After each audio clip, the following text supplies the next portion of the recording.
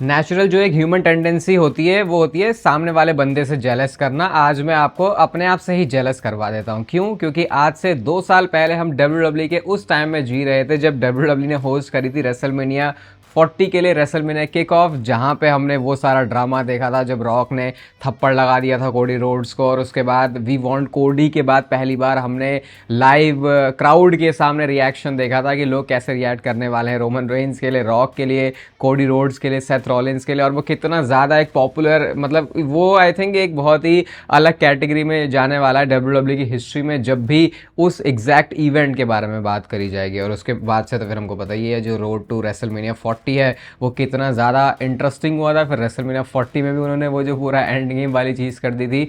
ये वो टाइम था जब मुझे लगा था कि भाई ट्रिपल एच का वापस आना एक बेस्ट मूव है, क्योंकि इतनी ज़्यादा अब जो है डिफरेंट ब्रेन काम कर रहे हैं, तो शायद कुछ ऐसी चीज़ हमको देखने को मिल रही है जो कि इतने सालों में हमने नहीं देखी है। बहुत ज़्यादा फ्रेश फील हो रहा था, लेकिन अब 2 साल बाद फास्ट फॉरवर्ड करें तो शायद कहानी को ज़्यादा कुछ एक्सप्लेन करने की ज़रूरत नहीं है। कुछ आपके विचार हैं उस सेगमेंट के बारे में, आज भी आप कैसा फील कर रहे थे तो कमेंट सेक्शन में आप लोग बता सकते हो। और वेलकम है आपका वॉइस ऑफ रेसलिंग के एक और नए एपिसोड में। और बात करते हैं सबसे पहले रॉयल रंबल के विनर के बारे में, और मैं रोमन रेंस के बारे में बात नहीं कर रहा। तो भाई मेल्जर की तरफ से रिपोर्ट आई है कि WWE की बहुत टाइम तक के लिए जो आइडिया था रॉयल रंबल के मैच के विनर का, वो रोमन रेंस नहीं, वो ब्रॉन ब्रेकर ही था। लेकिन उसके बाद WWE ने अपने जो प्लान्स हैं उसको चेंज किया, और जब क्रिएटिव चीज़ों में पिवट आता है तो उसके बाद फिर हमने देखा कि जो रोमन रेंस हैं वो रॉयल रंबल मैच जीते। और आई थिंक इसका बहुत कुछ लेना देना सेथ रॉलिंस के स्टेटस की वजह से भी था, क्योंकि सेथ रॉलिंस इंजर्ड हो गए तो उसके बाद WWE के, क्योंकि ओरिजिनल प्लान ही Seth Rollins versus Roman Reigns के थे, तो पता नहीं WWE कैसे इसको घुमाने वाली थी। लेकिन बहुत टाइम तक WWE ब्रॉन ब्रेकर के लिए पुश कर रही थी, और इसीलिए हमने ये भी देखा था कि जो ऑड्स हैं उसमें भी रोमन रेंस और ब्रॉन ब्रेकर का जो नाम है वो ऊपर था। लेकिन अब जो मैं आपको ब्रॉन ब्रेकर के बारे में बताने वाला हूँ, आप लोग एकदम शॉक हो जाओगे, क्योंकि एक बार फिर से WWE को अपने रेसलमेनिया के प्लान्स पॉसिबली चेंज करने पड़ सकते हैं। तो कल वाली वीडियो में मैंने आपको बोला था कि WWE का जो प्लान है ब्रॉन सिंगल्स मैच के लिए Bron Breakker versus Seth Rollins का है एट रेसलमेनिया 42। लेकिन अब रिपोर्ट ये आई है कि ब्रॉन ब्रेकर की अभी रिसेंटली एक सीरियस सर्जरी हुई है। आप बोलोगे भाई ये अचानक से क्या हो गया? तो ये अचानक से ये हुआ है कि हर्निया एक प्रॉब्लम होती है, अगर आपको थोड़ी मेडिकल टर्म के बारे में पता है। यूजुअली एक अम्बिलिकल हर्निया होता है जो कि बिल्कुल बेली बटन पे होता है, और दूसरा एक ग्रोइन एरिया के पास होता है, आप थाइस के बीच में, और वो जो मेन सामान होता है उसके इधर वाले पार्ट में आप कह सकते हो। तो एक सीरियस सर्जरी के थ्रू गए हैं ब्रॉन ब्रेकर। अब उसकी रिकवरी में क्या होने वाला है उसके बारे में नहीं पता, क्योंकि अगर आप देखोगे भाई तो अभी फरवरी महीना आ चुका है, 2 महीने का ही टाइम है, 10 हफ्ते का ही टाइम है रेसलमेनिया को होने के लिए। तो क्या ब्रॉन ब्रेकर की रिकवरी तब तक हो जाएगी? क्योंकि ना सिर्फ यहाँ पर, क्योंकि मुझे जितना पता है हर्निया के बारे में, अगर आपको हर्निया से आप अगर सर्जरी हुई है आपकी, तो पहले तो आपकी जो हैवी मूवमेंट्स है वो रेस्ट्रिक्ट हो जाती हैं। तो बंदा फिर जिम कैसे हिट करेगा? जिम नहीं हिट करेगा तो शेप में कैसे रहेगा? और वो सब भी छोड़ो भाई, जब आप एक रेसलिंग मैच करते हो तो आपको बहुत ज़्यादा अपनी जो कोर है उसको एंगेज करके रखना पड़ता है, क्योंकि वहीं से पावर जनरेट होती है। पता नहीं भाई अभी क्या अचानक से पता चल गया, क्योंकि अगर ब्रॉन ब्रेकर के साथ, क्योंकि ये तो है कि सर्जरी हो गई है उनकी, और अगर उनकी सर्जरी में 2 महीने से ज़्यादा का टाइम लगा, जो कि भाई इस टाइप की सर्जरी में तो लग ही जाता है, तो क्या ब्रॉन ब्रेकर की इस साल की रेसलमेनिया ही मिस होने वाली है? तो फिर भाई सेथ रॉलिंस का क्या प्लान? भाई अभी तो मेरे समझ में कुछ भी नहीं आ रहा है। ये तो ऐसा लग रहा है कि अच्छी खासी रेसलमेनिया जाते जाते अब शायद ये इंजरीज की वजह से एक बार फिर से प्रॉब्लम होने वाली है। सोचो Seth Rollins versus Bron Breakker का जो मैच है, दोनों ही बंदे इस समय फिट नहीं है। चलो सेथ रॉलिंस तो वापस आ जाएंगे, लेकिन ब्रॉन ब्रेकर के स्टेटस को लेकर बहुत बहुत बहुत बड़ा क्वेश्चन मार्क लग गया है। और इस पर तो स्पेकुलेशन भी आप नहीं कर सकते, क्योंकि जब ये मेडिकल चीज़ों की बात आ जाती है तो आपको सब कुछ डॉक्टर्स के ऊपर रिलाई करना पड़ता है। अभी शायद कुछ हमको पता तो चलेगा आने वाले टाइम में कि कितने टाइम में वो रिकवर हो जाएंगे, लेकिन मेरे को तो इम्पॉसिबल सा ही लग रहा है कि 2 महीने में तो भाई रिकवरी नहीं, 2 महीने में तो आपको अपनी नॉर्मल जो फंक्शन आप लाइफ में करते हो उसमें ही कई बार वापस आने में टाइम लग जाता है। फिर ये तो ऐसा स्पोर्ट है जो कि इतनी ज़्यादा आपकी फिजिकल जो पावर है उसकी डिमांड करता है। पता नहीं भाई, अब जो भी है हम तो होप ही कर सकते हैं। बाकी अगर ब्रॉन ब्रेकर वापस आ भी गए जल्दी से जल्दी, तो कब वो रेसलमेनिया का मैच बिल्ड करेंगे, कब सेथ रॉलिंस वापस आएंगे, मतलब पता नहीं। ये तो बड़ी अजीब सी सिचुएशन हो गई है। बाकी जो भी है इसके बारे में आगे हम बात करेंगे, लेकिन अभी ब्रॉन ब्रेकर को लेके जो सिचुएशन है वो बिल्कुल भी ठीक नहीं लग रही है। कल वाली वीडियो में मैंने आपको बैड बनी के बारे में बताया था कि बैड बनी आज कल परसों कभी भी आ सकते हैं वापस। तो सबसे पहले तो उनका रूमर्ड मैच मैच किसके साथ है वो भी आपको बता देता हूँ, तो वो है लोगन पॉल के साथ में। तो पता नहीं, ये ऐसी स्पेकुलेशन आ रही है कि लोगन पॉल वर्सेस बैड बनी का मैच WWE इस साल की रेसलमेनिया में कर सकती है। और सेंस भी बनता है क्योंकि लोगन पॉल हमेशा से बोलते हैं कि मैं बेस्ट सेलिब्रिटी रेसलर हूँ, लेकिन बैड बनी कहते हैं मैं सबसे बढ़िया रेसलर हूँ सेलिब्रिटी वाला। तो मे बी इसके अराउंड ये स्टोरी कुक कर सकते हैं। और अभी ये WWE से रिलेटेड नहीं है, एक तमाशा हुआ, मैं आपको एक्सप्लेन करता हूँ। तो अभी सुपर बोल इनका चल रहा है, जो कि सबसे बड़ा इवेंट होता है इनके लिए। जैसे हम अपने इंडिया में बोल सकते हैं कि क्रिकेट के लिए जब वर्ल्ड कप का फाइनल होता है या फिर IPL का फाइनल होता है, उस लेवल पे जैसे हाइप होती है, वैसे अमेरिका में सुपर बोल की ये लोग बात करते हैं, जिसे अमेरिकन फुटबॉल कहा जाता है। तो इस पे ना हाफ टाइम पे परफॉर्मेंस थी बैड बनी की। तो सबसे पहले जब लोगन पॉल से पूछा कि क्या तुम एक्साइटेड हो बैड बनी की परफॉर्मेंस के लिए, तो लोगन पॉल ने बोला नहीं नहीं मेरे को कोई फर्क नहीं पड़ता, ऐसे करके वहां से चले गया। मतलब उन्होंने भाव नहीं दिया। जबकि इसके बारे में लोग बहुत ज़्यादा पॉजिटिवली बात कर रहे थे। अब उसके बाद क्या हुआ, जब परफॉर्मेंस हो गई बैड बनी की, तो उसके बाद जेक पॉल ने एक ट्वीट किया, और भाई ये बहुत तगड़ा अगेंस्ट में था बैड बनी के। यहाँ पे आप जेक पॉल का पूरा ट्वीट देख सकते हो। उन्होंने नकली अमेरिकन उनको बोल दिया, क्योंकि आपको पता है पुएर्तो रिको और ये थोड़ा क्योंकि अलग जगह पे वो पड़ता है, तो फिर अजीब सी बात है, मतलब रेसिज्म वाली चीज़ है, पता नहीं, ये इनका चलता रहता है वहाँ पे। अगर आप इनकी थोड़ी हिस्ट्री समझोगे तो आपको समझ में आएगा। तो उन्होंने पूरा ट्वीट कर दिया, जिसपे 1 लाख ऑलमोस्ट लाइक्स हो गए। उसके बाद लोगन पॉल ने अपने ही भाई के काउंटर में ट्वीट किया, और इस ट्वीट में आप देखो यहाँ पे वो कह रहे हैं कि जो पुएर्तो रिकन्स हैं वो भी अमेरिकन्स होते हैं, और अपॉर्चुनिटी मिली है अपने आप को शोकेस करने के लिए। वो बैड बनी के सपोर्ट में ट्वीट कर रहे हैं। तो ये थोड़ा अजीब सा ही हो गया कि मैच उनका होना है बैड बनी से, पहले उन्होंने कुछ बोला, बाद में उन्होंने अपने भाई के ही अगेंस्ट में बोल दिया। और अगर इतना आपके लिए काफ़ी नहीं है, तो अब इसमें एक पॉलिटिकल एंगल भी आ गया है। तो सबसे पहले तो मैं आपको एले नाइट का बताता हूँ। आप बोलोगे बीच में एले नाइट कहाँ से आ गया, बताता हूँ अभी। तो एक पोस्ट है, अभी आपको पता है कि मैं वो नाम पूरा नहीं लूँगा, लेकिन E-फाइल्स काफ़ी ज़्यादा इस समय इंटरनेट पे इसके बारे में बात हो रही है। बहुत सारे जो बड़े बड़े लीडर्स हैं वो इसके अंदर एक्सपोज हो रहे हैं। तो उसी से रिलेटेड ये पोस्ट है, जहाँ पे डोनाल्ड ट्रंप के कैसे कैसे आदमी होने के ऊपर बात हो रही है, और इसको एले नाइट ने अपने इंस्टाग्राम पे रीपोस्ट किया है। अब देखो, अगर आप देखोगे WWE के सेंस में, तो क्योंकि WWE को गवर्नमेंट का हाथ चाहिए होता है, तो चाहे वो चाहें या ना चाहें, अभी जैसा आपने देखा होगा ट्रिपल एच कितनी बार डोनाल्ड ट्रंप के व्हाइट हाउस में चले गए थे, इनके जो रिश्ते नाते हैं वो अच्छे हैं, इसकी वजह से ट्रिपल एच को एक अलग से हेट मिलती है। तो एले नाइट इसके अगेंस्ट चले गए कि भाई आप डोनाल्ड ट्रंप के अगेंस्ट कैसे बोल सकते हो, जो WWE गुड टर्म्स पर है अभी की वहाँ की पार्टी के साथ में। और फिर उसके बाद क्या हुआ, अब ये तो WWE के अगेंस्ट ही चला गया। डोनाल्ड ट्रंप ने भी खुद एक ट्वीट किया यही सुपर बोल के बारे में, और उन्होंने तो बैड बनी की जो ऐसी की तैसी कर दी, कह रहे कि भाई इसे एक शब्द इंग्लिश का बोलना नहीं आता है, पता नहीं क्या बात कर रहा है। मतलब कि अब देखो क्या हो गया, डोनाल्ड ट्रंप और WWE साथ में है, WWE का बंदा है बैड बनी, डोनाल्ड ट्रंप ने बैड बनी के अगेंस्ट में ट्वीट कर दिया, लेकिन WWE सपोर्ट करती है डोनाल्ड ट्रंप को। और ये उस टाइम फ्रेम में हो रहा है जब हम सुन रहे हैं कि बैड बनी बहुत जल्दी वापस आने वाले हैं। तो ये इस समय तमाशा चल रहा है, पता नहीं ये क्या चल रहा है, जो भी चल रहा है अजीब चल रहा है। लेकिन ये पता नहीं इस सिचुएशन में WWE इसको कैसे हैंडल करने वाली है, क्योंकि सुपर बोल छोटी मोटी चीज़ नहीं होती भाई। सोचो उस एक ट्वीट के ऊपर ही जेक पॉल लोगन पॉल दोनों के 1 लाख से ज़्यादा लाइक्स है, वो भी सिर्फ अपने विचार व्यक्त करने पर इतने लाइक्स हैं। तो ये सब इस समय सुपर बोल से रिलेटेड, बैड बनी से रिलेटेड, डोनाल्ड ट्रंप से रिलेटेड, एले नाइट से रिलेटेड, ट्रिपल एच से रिलेटेड ड्रामा चल रहा है। ये तो खैर पता नहीं कहाँ किस डायरेक्शन में जाने वाला, बट हमारा जो मेन मुद्दा वो ये है कि देखते हैं बैड बनी वापस कब तक आ जाते हैं, और क्या एले नाइट ने वो जो रीपोस्ट करी है उसके लिए जो ऑलरेडी उनका WWE करियर ट्रिपल एच ने ख़त्म सा करा हुआ है, उसको वो और ज़्यादा ख़त्म कर देते हैं या फिर नहीं।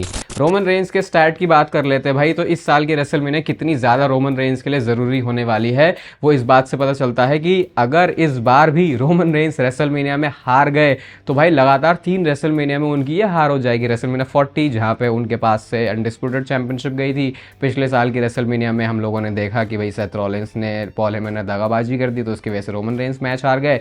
और अगर इस साल की रेसलमेनिया में भी वो हार गए, जहाँ पे उनका CM पंक के सामने मैच है, तो लगातार 3 रेसलमेनिया रोमन रेंस हार जाएंगे। और ये रोमन रेंस के लिए कहने में बड़ा वियर्ड लगता है, क्योंकि भाई ये वो बंदा है जिसने ऑलरेडी इतने सारे रेसलमेनिया के मेन इवेंट कर लिए, और जब भी हम रोमन रेंस को रेसलमेनिया के मेन इवेंट में इमेजिन करते हैं तो हमारे दिमाग में से विक्ट्रीज ही आती हैं, क्योंकि मतलब इतना उन्होंने अपना वो जो ट्राइबल चीफ वाला रेन किया, उससे पहले जो बिग डॉग वाला काम किया हुआ था। और एक स्टैट एक किसने ट्वीट किया, ये इसमें एक स्टैट वैसे गलत भी है, यहाँ पे ये बंदा है बंदी बात कर रहा है कि कैसे 11 नंबर कितना ज़्यादा यहाँ पे बार बार रिपीट हो रहा है। उन्होंने बोला कि 11 साल बाद रोमन रेंस रॉयल रंबल जीते, 11वें सुपरस्टार वो बने जो 2 बार रॉयल रंबल जीते, और उसके बाद ये उनका 11वीं बार रेसलमेनिया का मेन इवेंट होने वाला है। चौथा वाला स्टार्ट सही नहीं, क्योंकि 11 बार तो वर्ल्ड चैंपियन है नहीं भाई। सीएम पंग I think 5-7 bar he CM पंग ने WWE में वर्ल्ड चैंपियनशिप जीती। तो यहाँ पे कोइंसिडेंस की बात हो रही है कि कैसे जो 11 नंबर है वो बार बार रोमन रेंस की कहानी में रिपीट हो रहा है। कुछ अगर इसका सेंस लॉजिक आप बनाना चाहो तो बना सकते हो, लेकिन हाँ कई बार ऐसे नंबर्स के साथ WWE खेल भी लेती है। तो आगे चल के अगर 11 नंबर के साथ कुछ हो इंटरेस्टिंग तो हाँ हम याद करेंगे कि कैसे 2 महीने पहले हमने रेसलमेनिया से पहले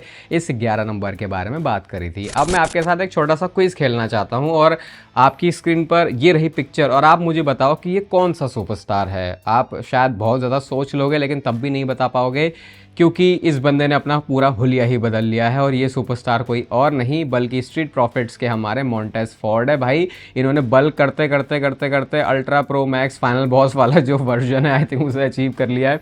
पता नहीं कहीं पे इनका मैच चल रहा था, मुझे तो समझ में भी नहीं आ रहा है मैच हो कहाँ पे रहा है। ये NXT का लाइव इवेंट भी नहीं लग रहा, पता नहीं, ऐसा लग रहा है किसी इंडी शो के अंदर ये परफॉर्म कर रहे हैं। और यहाँ पे आप मोंटेस फोर्ड को देखोगे भाई तो बंदे का जो बल्किंग है वो शायद थोड़ी सी गलत चली गई है, पता नहीं क्या चली गई है। लेकिन खैर ये बहुत ही अपने क्या एक एनवायरनमेंट में अपने ही पूरे रजीम बना के, अपना ही रूटीन बना के कुछ ना कुछ तो अपनी डाइट से रिलेटेड चीज़ें चेंज करते हैं। ऐसा नहीं है कि आउट ऑफ हैंड्स चला गया मामला, क्योंकि इन सुपरस्टार्स के लिए बहुत आसान होता है, क्योंकि इनकी लाइफ ही इसी पर टिकी होती है कि आप दिख कैसे रहे हो। और मोंटेस फोर्ड वैसे भी थोड़ा सा एक्टोमॉर्फ टाइप का इंसान है, तो उस इंसान के लिए फिर जो वेट को कट है वो करना आसान हो जाता है। तो इतने अलग इस समय लगने लगे हैं मोंटेस फोर्ड।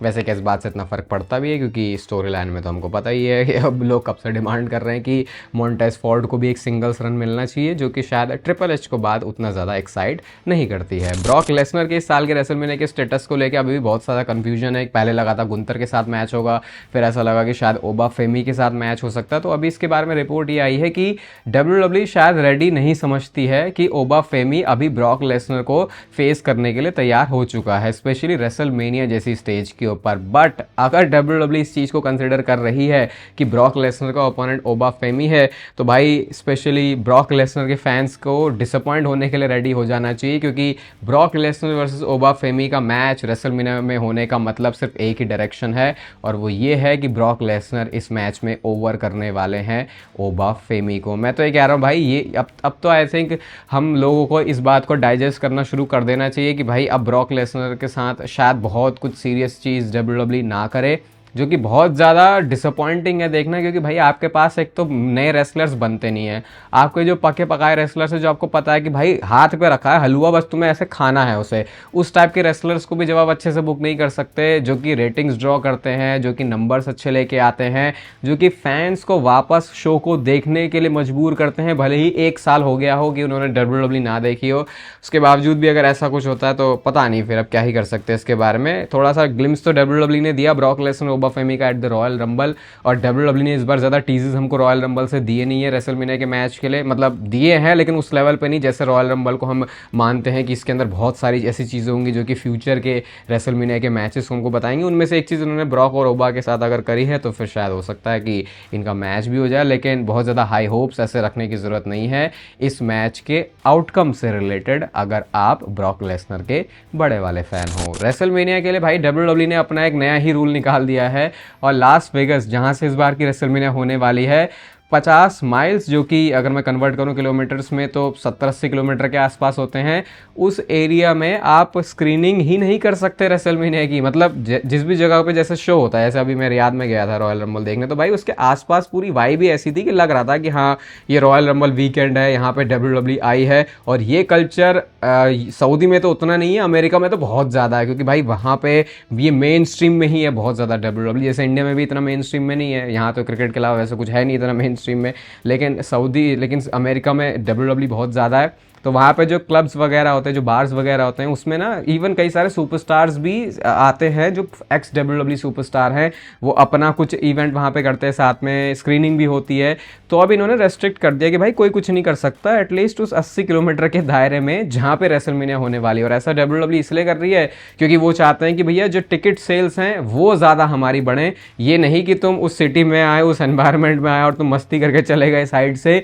तुम आओ तो अगर तुम्हें सही में देखनी है रेसलमेनिया रेसलमेनिया तो ओनली वे है कि भाई टिकट लेके आओ, उसके अलावा तुम ऐसे कोई लार्ज गैदरिंग में स्क्रीनिंग वगैरह नहीं कर सकते। अब लोग इसके बाद वही सवाल उठा रहे हैं कि भाई तुम वेगास में क्यों कर रहे थे रेसलमेनिया, ताकि यहाँ का टूरिज्म बढ़े, लेकिन ये तो भाई तुम सिर्फ अपने ही फायदे के लिए कर रहे हो। तो ये एक अलग ही उनकी वहाँ पे ड्रामा कंट्रोवर्सी सी क्रिएट हो गई। वैसे इस बात से हमको फ़र्क पड़ता नहीं है, लेकिन कल्चर में क्या चल रहा है उस चीज़ से थोड़ा सा अपडेटेड रहना चाहिए। तो ये हिसाब किताब चल रहा है इस समय वेगास में कि लोग कह रहे हैं भाई हमें स्क्रीनिंग करवाओ, क्योंकि टूरिज़्म ऐसा ही प्रमोट होगा जब आप एक्चुअल शो के अलावा बाकी एक्टिविटीज़ को भी एनकरेज करते हो। कल वाली या परसों वाली वीडियो में मैंने आपको बोला था, या शायद स्मैकडाउन के रिव्यू में बोला था कि डब्ल्यूडब्ल्यू के पास एक चीज़ करने का ऑप्शन है और उसी के बारे में मेल्जर ने बात करी। और अगर ये विंस मैकमैन का टाइम होता तो 100% ये चीज़ होने वाली थी। मेल्जर ने कॉमेंट किया कि जिस तरीके से स्मैकडाउन को पोजिशन किया गया है सेकेंडरी शो की तरह, एक डब्ल्यूडब्ल्यू टैग टीम मैच कर सकती है रेसलमेनिया के मेन इवेंटर्स के बीच में। आई थिंक इतना बोलने से ही आप लोग समझ गए होंगे, यहाँ पे मैं बात कर रहा हूँ Roman Reigns and CM Punk versus Drew McIntyre. और ड्रू मैकिंटायर का जो अपोनेंट होने वाला है रेसलमेनिया में, जो कि शायद कोडी रोड्स हैं या फिर जेकब पार्टो भी इसमें ऐड हो सकते हैं, या फिर ऐड होते भी हैं तो स्टिल डब्ल्यूडब्ल्यू दो बंदे उठा सकती है। ऐसा करके इनका टैग टीम मैच कर सकते हैं एक शो को प्रमोट करने के लिए हैवीली। जैसे किसी भी रॉ को ये पिक कर सकते हैं, किसी भी स्मैकडाउन को पिक कर सकते हैं फरवरी या फिर मार्च के महीने में, जो कि इन सुपरस्टार्स को ऑब्वियसली शो पर मैच के लिए फीचर भी करेगा और लोगों के बीच में हाइप भी हो जाएगी कि भैया रेसलमेनिया के नाइट 1 के मेन इवेंटर्स और नाइट 2 के मेन इवेंटर्स आमने सामने होने वाले हैं। और आई थिंक अगर मैं सही हूँ तो इस टाइप के मैचेस मेरे को तो रिसेंट मेमोरी में भी याद आ रहे हैं कि मैंने कहीं ना कहीं तो ऐसे देखे हैं, और मैं बहुत पिछले 10 सालों के अंदर की बात कर रहा हूँ कि डब्ल्यूडब्ल्यू इस टाइप के जो दो एनिमीज़ हैं उनको साथ में रख के और इधर के जो एनिमीज़ हैं उनको साथ में रख के टैग टीम मैच करती। एक आइडिया अच्छा हो सकता है, लेकिन आई थिंक पुराने फॉर्मेट डब्ल्यूडब्ल्यू कम ही फॉलो करती है। उनको ये लगता है कि भाई कहीं ऐसा ना लगे कि हम विंस मैकमैन की चीज़ें फॉलो कर रहे हैं। वो आपको मैंने बताया ही है कि बहुत सारी चीज़ें जो वो कर सकते हैं विंस मैकमैन की, उसको मिटाने की कोशिश करी जा रही है। बट उसमें से रेसलमेनिया एक चीज़ नहीं होने वाली, क्योंकि वो ऑलरेडी इतनी बड़ी बना चुके हैं विंस मैकमैन कि अब उसको मिटाना अपने पैरों पर ही कुल्हाड़ी मारने वाली बात हो जाएगी। और फाइनली बात करते हैं रोमन रेंस और सीएम पंक के वर्ल्ड हेवीवेट चैंपियनशिप के मैच के बारे में। क्या इस मैच के अंदर एक चेंज होने वाला है, और क्या ये मैच सिंगल्स मैच से एक ट्रिपल थ्रेट मैच बनने वाला है? आई थिंक जैसे ही मैं बोल रहा हूँ आपके दिमाग में वो तीसरा नाम आ जाना चाहिए। क्यों, और मैं ये इसका लॉजिक कैसे बन रहा है उसके बारे में बात करते हैं। तो आपको पता है फिन बैलर और सीएम पंक का मैच होने वाला है एलिमिनेशन चेंबर में वर्ल्ड हेवीवेट चैंपियनशिप के लिए, और ये सबको पता है कि सीएम पंक टाइटल नहीं हारने वाला। सीएम पंक वॉक इन करेगा रेसलमेनिया में वर्ल्ड हेवीवेट चैंपियन। इसमें तो मैं ये भी नहीं बोल सकता कि नेवर से नेवर कि भाई कुछ भी हो सकता है डब्ल्यूडब्ल्यू में। ये प्लान डब्ल्यूडब्ल्यू इसको ऐसे ही लेके जाने वाली है। बट व्हाट इफ अगर डब्ल्यूडब्ल्यू यहाँ पे डाल दे फिन बैलर को बीच में, सिमिलर जैसे लोग हमने पहले देखा था डैनियल ब्रायन को, जो वो बटिस्टा और रैंडी ऑर्टन के प्रोग्राम के बीच में आ गया था। क्योंकि अगर आप फिन बैलर के कैरेक्टर को देखोगे तो अगर वो एक बेबी फेस है तो भाई वो ऐसा ही है कि सब लोग चाहते हैं कि ये स्पॉट पे आए। तो डब्ल्यूडब्ल्यू यहाँ पे थोड़ा एक्सपेरिमेंट करके सीएम पंक और रोमन रेंस के मैच में फिन बैलर को डाल देगी, जो कि इसे बना देगा ट्रिपल थ्रेट मैच, और डब्ल्यूडब्ल्यू को अलाउ करेगा किसी एक ऐसे फिनिश के लिए जहां पे वो प्रोटेक्ट कर सकते हैं रोमन रेंस को भी, जहां पे वो प्रोटेक्ट कर सकते हैं सीएम पंक को भी। देखो फिन बैलर का मैं भी एक बड़ा फैन हूँ, मैं भी चाहता हूँ कि उनको एक ऐसे स्पॉट पे लेके आएँ जहाँ पे वो दोबारा से क्रेडिबल लगे, वैसे क्रेडिबल जिस बंदे के ऊपर विंस मैकमैन ने भरोसा किया था और उन्होंने यूनिवर्सल पहला इनॉग्रल जो यूनिवर्सल चैंपियन है वो फिन बैलर को बनाया था। बट मुझे लगता है कि उतना मोमेंटम डब्ल्यूडब्ल्यू शायद फिन बैलर के लिए बना नहीं पाएगी, और डब्ल्यूडब्ल्यू में भाई मोमेंटम के ऊपर बहुत बहुत बहुत ज़्यादा चीज़ें चलती हैं।